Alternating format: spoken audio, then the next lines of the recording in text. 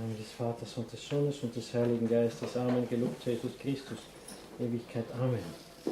Liebe Gläubige, das Fest des heiligen Josef wird auf den morgigen Tag verlegt. Somit feiern wir heute den dritten Sonntag, Fastensonntag. Und betrachten, verehren, beten an unseren Herrn Jesus Christus in seiner Sanftmut, in seiner Demut, in seiner Langmut, in seiner göttlichen Reinheit des Geistes, in seiner menschlichen Natur, in der vollständigen Abwesenheit jeder Art von verletzter Eigenliebe, im Gegenteil lebendiges, erstes, ursprüngliches, nicht nur Beispiel, sondern auch Wirkursache der Nächsten und somit auch der Feindesliebe, sehen wir ihn so heute am Werk, wie er seine Feinde, und sie sind wirklich Feinde, liebt, diejenigen, die ihn ja bezichtigen, des Teufels zu sein. Und indem sie das tun, geben sie ja selber das Geständnis ab, dass sie des Teufels sind. Und dies tut ihnen unser Herr Jesus Christus kund, indem er das Wunder wirkt, ihnen zu zeigen, dass er in den Seelen liest, in den Gedanken, denn sie dachten bei sich, dieser treibt den Teufel im Namen Beelzebub aus und er stellt sie und macht ihnen den gesamten Gedankengang. Wenn ich im Namen des Teufels die Teufels austreibe, das sind zwei Sachen. Entweder, erstens würde ja dann das Reich, die Hölle nicht mehr existieren. Und zweitens, im Namen wessen treiben dann eure eigenen Exorzisten die Teufel aus? Nun werden es, sagt er, diese Exorzisten sein, die ja euch verurteilen. Denn sie werden euch erklären, dass man den Teufel nicht mit dem Teufel austreiben kann, sondern nur mit jemandem, der mächtiger ist als der Teufel und ihm befehlen kann, und das ist Gott. Ihr seid nun also ihr des Teufels, nicht ich bin des Teufels, ihr seid des Teufels. Warum? Ganz einfach deshalb, weil ihr den Sohn Gottes, der vor euch steht, leugnet, nicht an ihn glaubt und das, was er vor euch wirkt, das heißt, das, was ihr unmittelbar und augenscheinlicherweise sinnhaft wahrnehmen könnt, das leugnet ihr. Somit sündigt ihr wider den Heiligen Geist, denn es ist ja die unmittelbar erkannte, gelebte, erlebte Realität, die er schlechtwegs wegleugnet. Aus diesem Grund seid ihr Satans und wisset, dass zwar die Hölle in Ewigkeit existiert und Satan auch und die verdammten Engel und die Verdammten, aber sein Reich hier auf Erden, sein Einfluss und seine Macht hier auf Erden, die wird sicher ein Ende haben. Denn ist ja doch Satan und die Hölle, so sehr sie eins sind im Hass Gottes, so sehr sind sie auch entzweit und in Zwietracht und in Hass untereinander. Liebe Gläubige, jedes also in sich geteilte, uneinige Reich zerfällt und ein Haus fällt auf das andere, ist für uns gleichzeitig eine sehr tröstliche Nachricht. Wir werden sehen, warum, gleichzeitig aber auch ein großes Mahnmal. Denn wenn wir die geoffenbarte Wahrheit nicht annehmen, wenn wir die augenscheinliche Realität leugnen, wenn wir Jesus Christus nicht als den Messias und den wahren Sohn Gottes, des einzigen, lebendigen und wahren Gottes annehmen, dann machen wir das gleiche Ende, das die Pharisäer gemacht haben. Und wollen nicht von Jesus Christus hören, ihr werdet in eurer Sünde sterben. Denn die Hölle ist ewig. Das Reich der Hölle hier auf Erden nicht, aber die Hölle ist ewig. Und jenes Feuer ist ewig. Und jenes Feuer, das wahre, wirkliche Feuer, das Elementfeuer, jenes, das verbrennt, ohne zu verbrennen, im Sinne, dass die Körper in der Hölle die Feuerpein leiden in einer Intensität, die hier auf Erden in normalen Zuständen die vollständige Auflösung, eben Verbrennung, sagen wir auch Einäscherung des Leibes, des Körpers zur Folge hätte, in der Hölle nicht. Man würde gerne, aber man kann nicht sterben, denn es ist ein ewiges Sterben. Es ist ein ewiges Verbrennen, ohne nie verbrannt zu sein.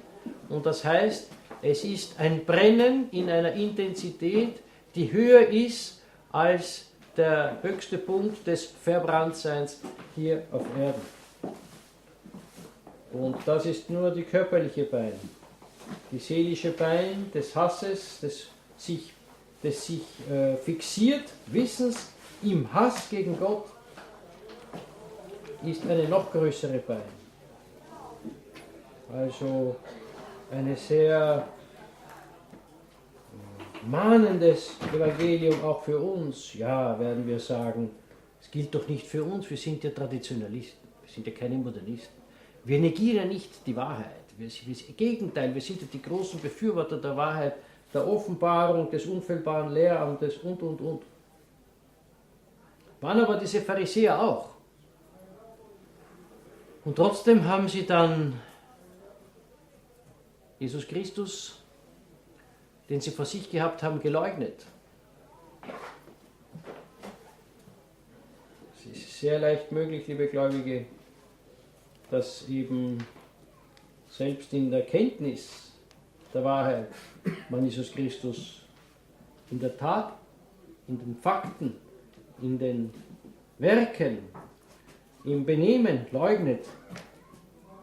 Und das beginnt bei sehr kleinen Dingen.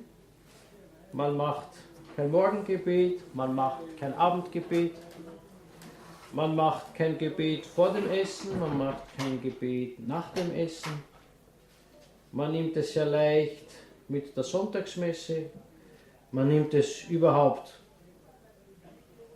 leicht, wenn nicht überhaupt nicht ernst. Das Rosenkranzgebet, ja, wird jemand sagen, hier geht es aber sehr streng zu. Wenn ich nicht vorm Essen bete, komme ich in die Hölle, das ist ja wohl übertrieben.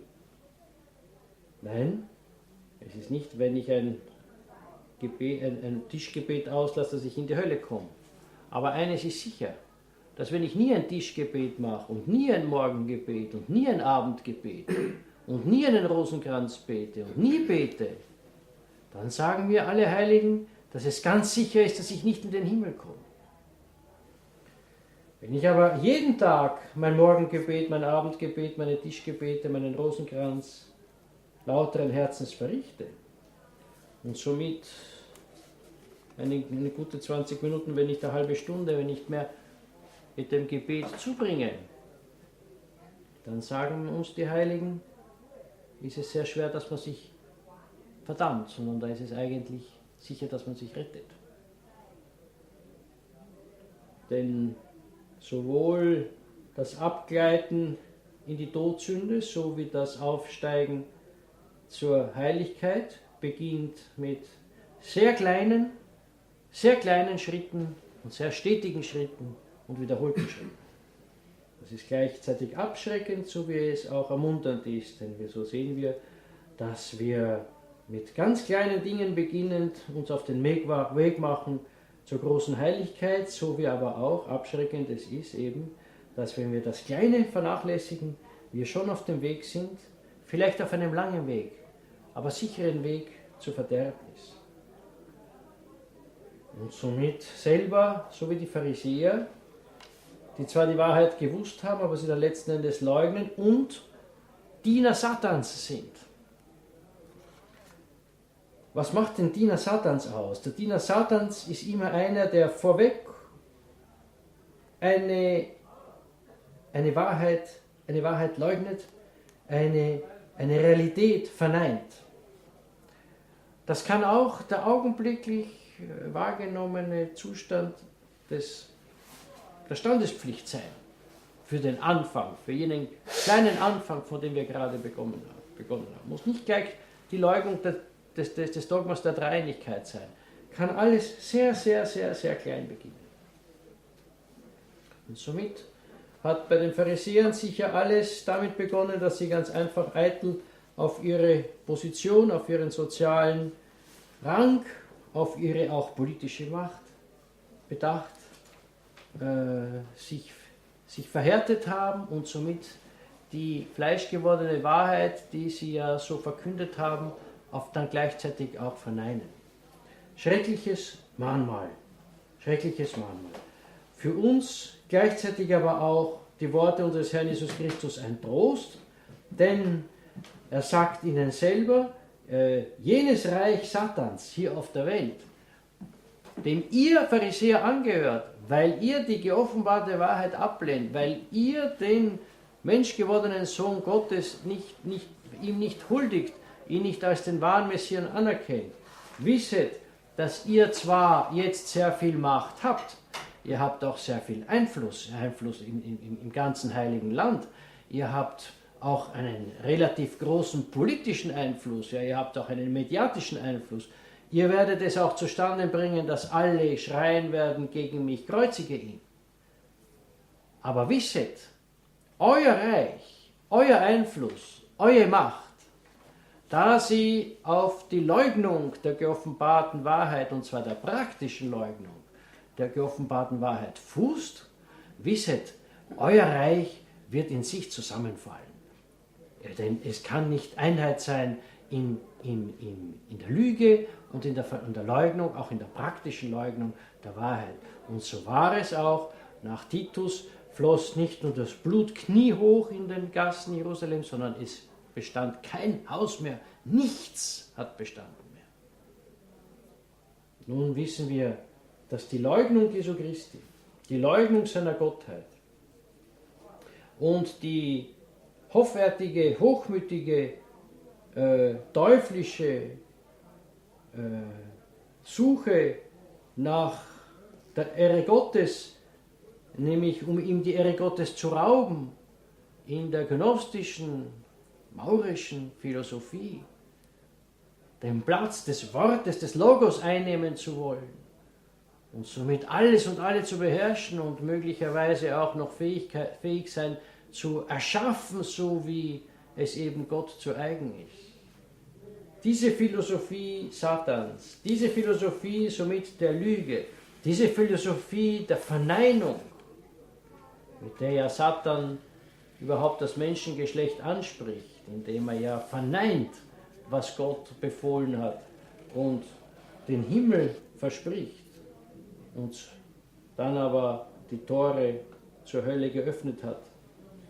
Diese Philosophie Satans, diese Gnosis nennen wir, die Spurie Gnosis, die ist es, die an der Basis ist, liebe Gläubige, auch des Modernismus gewiss, auf jeden Fall, aber an der Basis müssen wir schon heute eingestehen, der gesamten Macht, die politischer, gesellschaftlicher, wirtschaftlicher, ja auch finanzieller Natur ist.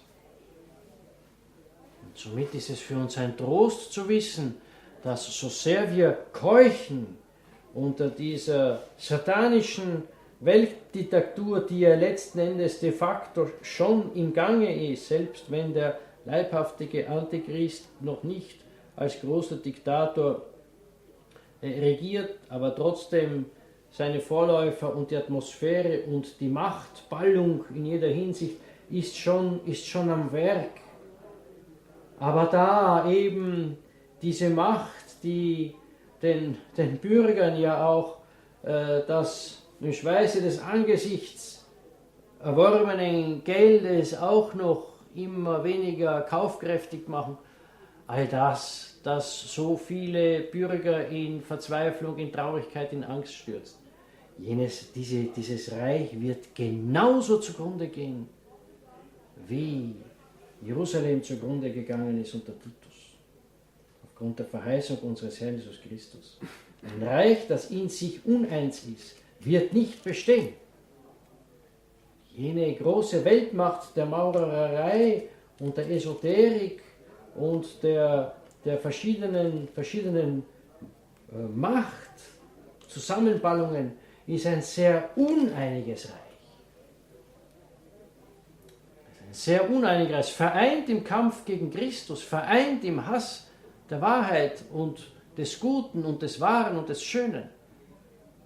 Da ist Einheit, aber eben das ist keine wirkliche Einheit, das ist eine akzidentelle Einheit. Sie sind nicht eins, sie sind sehr uneins, sie sind zerstritten. Und es wird auseinanderfallen, alles. Es gilt aber auch für uns. Wenn wir uneins sind, wenn wir einander nicht ehren, nicht lieben, nicht mit tätiger Nächstenliebe entgegenkommen, werden auch die tapfersten Traditionalistengruppen auseinanderfallen. Darum das große Mahnmal, unser Augenmerk zuerst auf Gott zu richten und keine Angst zu haben vor mächtigen Amtskirchen, die ja keine katholische Kirche sind, keine Angst haben vor sonstigen Mächten, das wird alles vergehen. Angst sollen wir nur haben vom Verrat an Jesus Christus, an seiner Lehre, an seinen Geboten, an der Gleichgültigkeit bezüglich der Gültigkeit oder Ungültigkeit von Sakramenten, die wir bekommen. Gleichgültigkeit, Leichtfertigkeit bezüglich Zugehörigkeit oder Nichtzugehörigkeit zur Kirche. Das soll uns wirklich Angst machen. Das soll uns wirklich Angst machen. Weil das wäre ein faktisches unseren Herrn Jesus Christus verraten. Und ein faktisches unseren Herrn Jesus Christus verleugnen, so wie es die Pharisäer gemacht hat. Aus vorerst einmal auch einfach ein bisschen Eitelkeit, ein bisschen Selbstgefälligkeit, ein bisschen Selbstgefälligkeit in so einer hohen Position zu stehen, so einflussreich zu sein. Aber wenn man sich dann daran gewöhnt, so wie der heilige Augustinus sagt, kann die Eigenliebe bis zum Hass Gottes führen, so wird die aber wiederum die Liebe zu Gottes zur Selbstverleugnung. In dieser Zeit der Buße und des Fastens bitten wir um diese Gnade einer heiligenden Selbstverleugnung, um Gott besser zu kennen, zu dienen und lieben zu lernen im Namen des Vaters und des Sohnes, des Heiligen Geistes. Amen. Gelobt sei Jesus Christus, in Ewigkeit. Amen. Au nom du Père et du Fils et du Saint-Esprit, ainsi soit-il. Bien chers fidèles, la fête de Saint Joseph sera célébrée demain, parce qu'une fête de première classe, elle est simplement transposée le jour après. Et aujourd'hui, nous célébrons donc le troisième dimanche du Carême. Avec les évangélistes, nous contemplons le miracle opéré par notre Seigneur Jésus-Christ. Il donc chasse le démon de ce possédé qui était donc sourd et muet. Selon Saint Luc, seulement muet. Selon Saint Matthieu, il était aveugle. Muet et aveugle, excusez-moi. Et ce miracle de cet exorcisme près de ce muet et cet aveugle nous explique le Père de l'Église, ce miracle qui est vraiment avenu, c'était vraiment un muet et un aveugle, mais la symbologie, c'est bien sûr le fait de donner la connaissance par la lumière de la foi, qui fait si qu'en confessant le péché et par la rémission de ce péché, le démon est chassé de l'âme et la langue est capable de louer Dieu. Cette langue, par contre, qui blasphème Dieu et se rébelle contre Dieu, même si elle ne prononce pas les paroles de façon externe, mais simplement mentalement, si cette langue, si cette âme ne se ouvre pas à la lumière de la foi, si elle reste prisonnière de son amour-propre, de son orgueil. Et c'est bien le cas de ceux qui assistent à ce miracle de la guérison de l'aveugle et du muet. Ce sont les pharisiens qui, pleins d'envie, de jalousie envers notre Seigneur Jésus-Christ, pensent intérieurement, non, lui ne chasse pas le démon, c'est lui qui, au nom du démon, fait là un prodige avec ce muet et cet aveugle. Demandons-lui, par contre, de faire des miracles, de faire apparaître une foudre à ciel serein, de faire des miracles. Et en pensant cela, et en cogitant ces choses, ces pauvres pharisiens, aveuglés, eux, oui, aveugles, oui, aveuglés par leur orgueil, ne se rendent même pas compte de l'absurdité, de la contradiction de leurs propres pensées et de leur malice avec laquelle ils haïssent notre Seigneur Jésus-Christ. Et nous avons le merveilleux exemple de notre Seigneur Jésus-Christ qui, au lieu de se offenser, au lieu de s'impatienter, au lieu d'avoir des mouvements de rancœur et de vengeance, ce qui n'était pas possible ontologiquement en notre Seigneur Jésus-Christ, mais justement avec toute sa douceur, sa patience, il opère un autre miracle, un miracle spirituel. Il leur révèle leurs pensées perverses.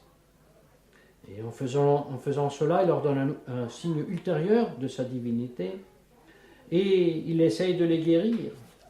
Et la thérapie est une thérapie aussi très forte, parce qu'il leur dit, vous voyez, vous pensez que moi j'agis par le démon, eh bien en pensant cela, vous donnez preuve à vous-même que c'est vous qui agissez sous le démon. C'est vous les fils de Satan, c'est vous les serfs de Satan. Et voyez, maintenant, vous pensez avoir beaucoup de pouvoir. Maintenant, vous pensez tous les jours à me tuer, à me mettre en croix. Sachez, vous l'aurez, ce pouvoir. Dieu vous le concède. Il vous concède aussi que tout le peuple criera « Crocifige, crocifige ». Mais sachez, puisque votre pensée a comme origine justement Satan, pourquoi ? Parce que votre pensée a l'origine dans le mensonge, dans la négation de la vérité évidente, qui est ici devant vous, le Fils de Dieu incarné, qui opère les miracles, qui donne des signes très certains de sa divinité, que vous, les voyant, les touchant, vous les niez. Avec cela, donc, vous péchez, vous savez, aussi contre le Saint-Esprit, parce que vous niez l'évidence, et avec cela vous vous mettez vous-même sous l'autorité ou la pseudo-autorité du diable, vous le servez. Et sachez qu'un système qui est basé sur le mensonge et sur la malice, il pourra aussi obtenir un grand pouvoir, mais une chose est certaine, il ne durera pas, parce qu'il est divisé dans son essence. Parce que le mensonge divise. Le mensonge crée division entre la vérité et sa négation. Et donc un royaume, un pouvoir ainsi constitué se dissout et une maison tombe sur l'autre. Et c'est bien ce qui se passe en 70 après Jésus-Christ sous Tite, l'impérateur, lorsque Jérusalem, tout ce pouvoir, tout ce royaume, toute cette influence, disons-le, même politique qu'ils avaient, pas absolue mais quand même très grande, était complètement détruite. Pour nous, chers fidèles, un double avertissement. D'un côté, terrible, terrifiant, et selon les paroles de saint Paul, que nous devons faire notre salut dans le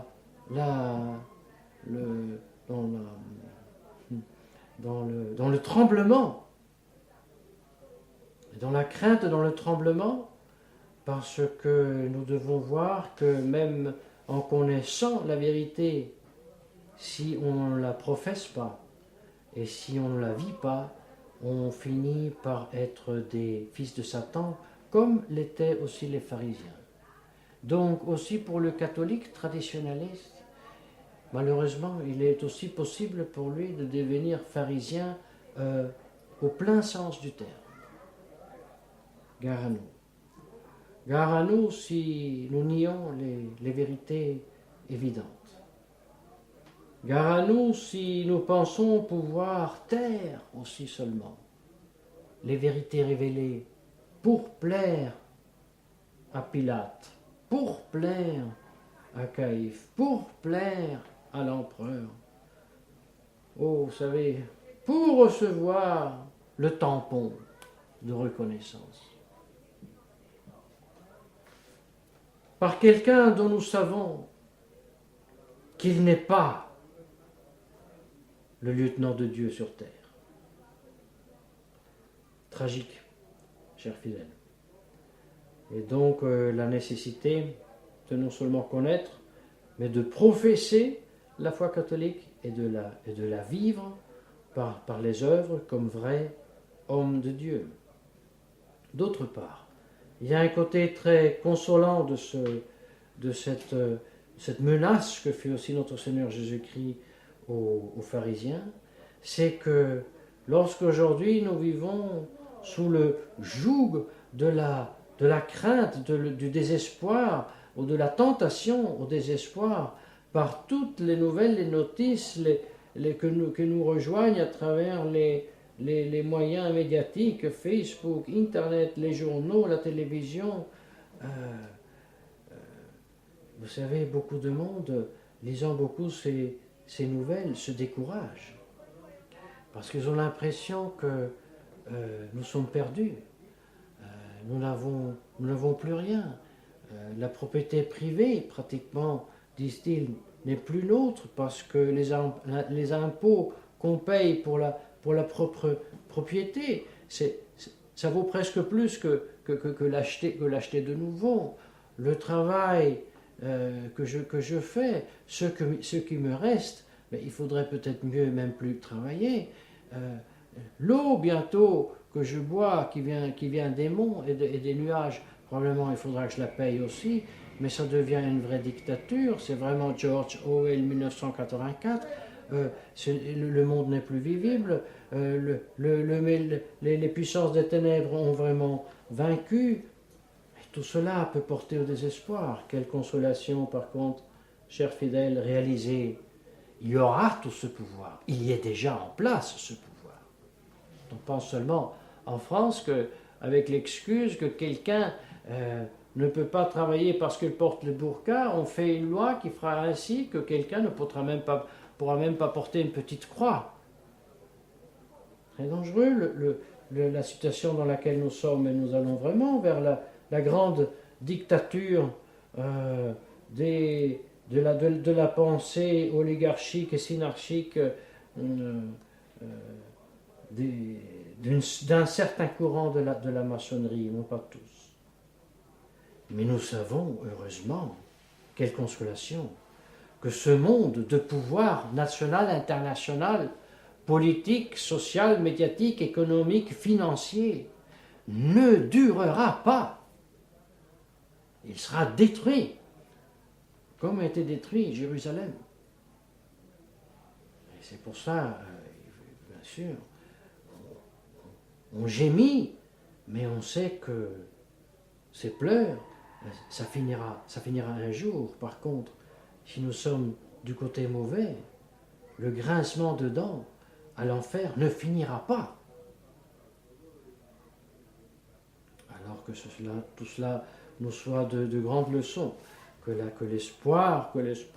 l'espérance surmonte le flot énorme de notices et de nouvelles terrifiantes que nous rejoignent à tout moment, par tous les moyens, encore une fois, médiatiques, que justement la foi, l'espérance et la charité triomphent de cette malice du monde. Et sachant, prenant comme exemple à suivre non seulement notre Seigneur Jésus-Christ, mais justement Saint Joseph que nous fêterons demain. Pourquoi Saint Joseph? Parce que non seulement il est exemple de vertu, et surtout de la vertu de chasteté qui libère l'homme de soi-même, parce que la chasteté rend généreux envers Dieu et envers le prochain, au contraire de l'impurité et des péchés contre la chasteté qui fait si que l'individu se replie sur lui-même et il devient aussi avare, justement aussi rancoreux et vindicatif. Non, la pureté de Joseph est un exemple de cette douceur, de cette patience, de cette humilité, de cette charité qui faisait si qu'il n'en voulait pas à ses frères. Les frères qui l'ont vendu, qui l'ont jeté dans la cisterne. Mais pensons la chose jusqu'au fond. Quelle est la dernière fin de toute cette chose? C'est que celui qui a été traité si mal par ses frères, parce qu'ils étaient jaloux de quoi? Ils étaient jaloux du fait qu'il était le chouchou de son père, le préféré, le plus beau, le plus aimé par le père. La jalousie a fait qu'ils l'ont voulu tuer, et le résultat était que, à travers la douceur, la charité, la patience, la résignation dans la volonté de Dieu de part de Joseph, non seulement il s'est sanctifié, mais en plus, au point de vue matériel, au point de vue justement de ce pouvoir politique, économique, dont nous avons parlé avant, voilà que Joseph a été comblé de tous ses dons. Il était le numéro 2, le plus grand empire de l'époque en Égypte, en nous démontrant comme justement le service de Dieu, la profession de la vraie foi porte aussi la bénédiction matérielle, même dans ce monde. L'histoire de la chrétienté nous l'a démontré, les chrétiens qui étaient persécutés pendant des siècles, voilà, qui se sont opposés au monde et qui ont dominé le monde pour 1000 ans, si ce n'est pas plus. Et si Dieu veut, ça pourra recommencer après l'Antéchrist, ou même avant. Mais en tout cas, cela nous démontre que nous n'avons rien à perdre, nous avons tout à gagner en suivant notre Seigneur Jésus-Christ. Par contre, si nous ne le suivons pas, nous finissons dans les ténèbres de l'enfer, dans lequel les corps brûlent sans pouvoir se consumer en toute éternité. Que Dieu nous garde et qu'il nous fasse utiliser ce temps ex tempus acceptabile pour faire des dignes fruits de pénitence, pour nous enraciner dans la vérité révélée sans avoir peur d'être reconnus ou non, surtout par des fausses églises, par des pseudo-hiérarchies. Gare à nous, que la Sainte Vierge Marie nous vienne en aide, au nom du Père et du Fils et du Saint-Esprit, ainsi soit-il.